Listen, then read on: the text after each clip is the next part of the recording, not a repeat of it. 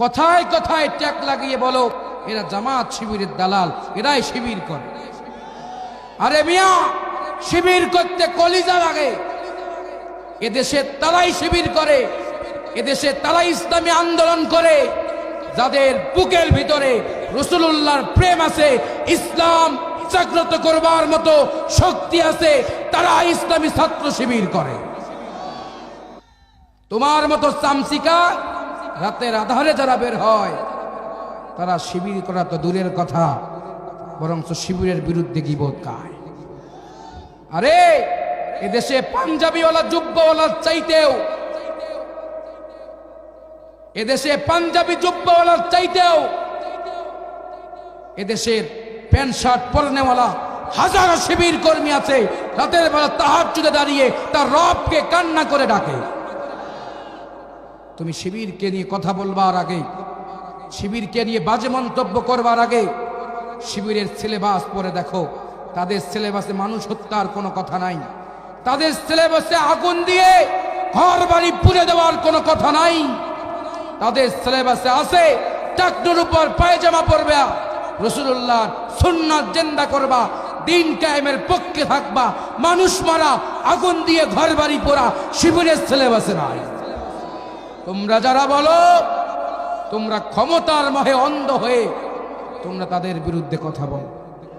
আমাদের আল্লামা বলেছিল গাড়ির চাকা সব সময় এক থাকে না। গাড়ির চাকা কখনো যদি লাইনচ্যুত হয়ে উপরে ওঠে সে গাড়ি আর চলে না। কথা বলেন? তাহলেই বেশি বাড়াবাড়ি করিও না, আস্তে করে লড়া দিবে, মামু বাড়ি দিল্লি গিয়ে পড়বা। আল্লাহর কোরআনের পাখি আজ বেঁচে নাই, তার কথাগুলো স্বর্ণাক্ষরে লেখা আছে। আল্লাহর কোরআনের পাখি শাহাদাত বরণ করেছেন, তার কথাগুলো আজকে ইতিহাসের পাতায় লেখা আছে। কিয়ামত পর্যন্ত মানুষ তাকে মনে রাখবে।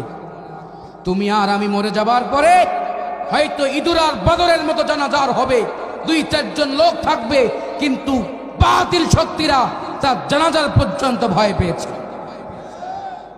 সুতরাং কাউকে বলবার আগে, কাউকে ছোট করবার আগে তাকে নিয়ে গবেষণা করো, তার সাথে চলো ফেরো, তারপর তাকে নিয়ে কথা বলো। আমি কি খারাপ বললাম?